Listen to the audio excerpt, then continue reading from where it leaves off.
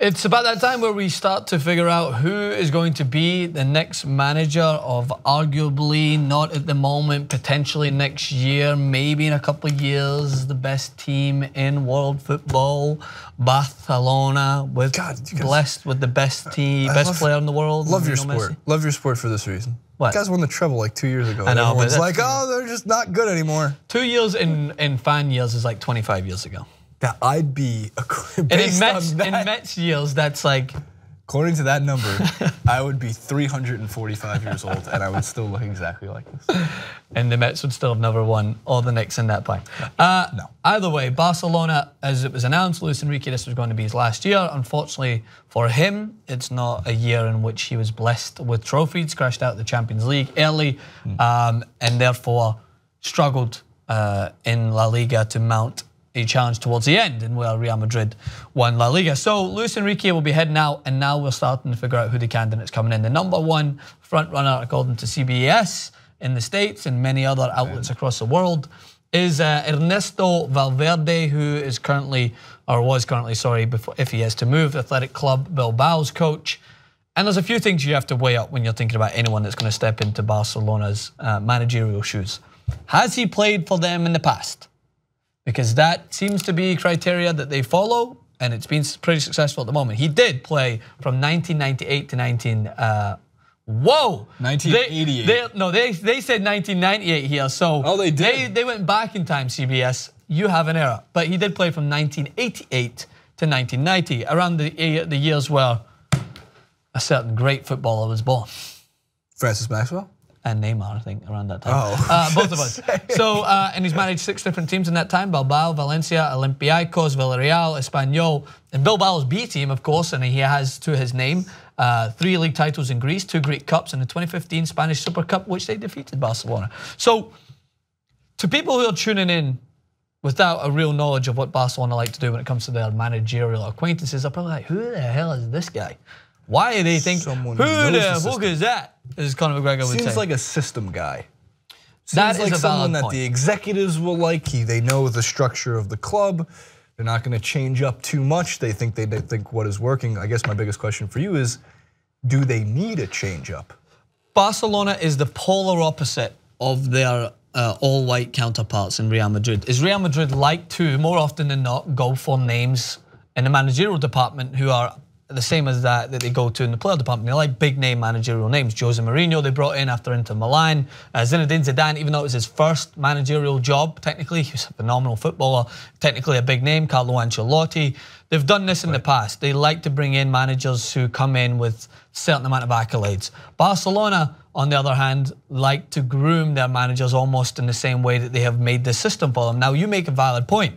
In the past, Pep Guardiola basically enforced what Barcelona has played by for the last 7 or 8 years. Like, even though they've changed managers, they have still they've still maintained that tiki-taka system. They've adapted it a little bit, but it's a system that until this season has kind of worked, and now this season it's kind of broken down. Teams have figured out how to play against this Barcelona, and I don't think it's just a system. I think it's the players within that system are getting a little bit older. Xavi transitioned out. Iniesta is getting to that age. Busquets, I still think, has got plenty of years, and he's still been in that system for a while. Defensively, they were a little weaker. They sold some players they shouldn't have in the fullback area, Dani Alves. So there was plenty of reasons why this didn't work. The system is still one that people will question. So many people are asking, do they need someone to come in who's going to play a completely different system? But if they were to acquire this manager, I don't think so. I think Valverde is going to come in. He knows this La Liga inside out. He knows Barcelona because he have played there.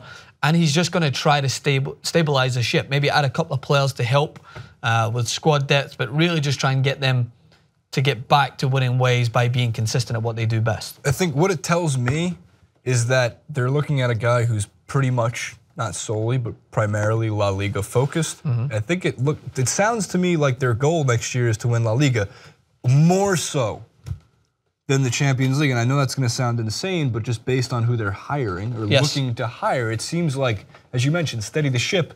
Let's get back to the top of La Liga first, and then let's start bidding after that for like another treble. Because I still think it's remarkable to win the treble. How many times has it been done? Not a lot. Not a lot. It's a rare feat. It's not something that gets done all that often. It's also, which I think is unfortunate, is I liked Luis Enrique as a manager. I liked how he handled himself after losses and wins. I thought he was pretty humble in defeat and in victory.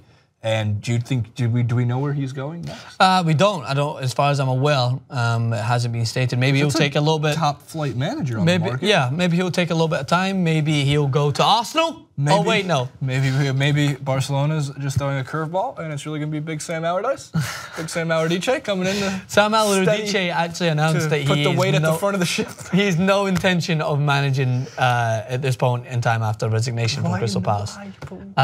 But either way, Athletic Club Bilbao, obviously I meant to state this at the start, they did announce on Wednesday that this manager, the manager Valverde, has departed from their ranks. So it is expected to be that. There's not much more to state other than this is what Barcelona, I imagine, feel is going to be a good fit for them, considering that this team still has a plethora of talent, still has a lot to work with, and they need someone to come in who knows the system. I think you're right, Jason. I think they'll try to get back to winning La Liga.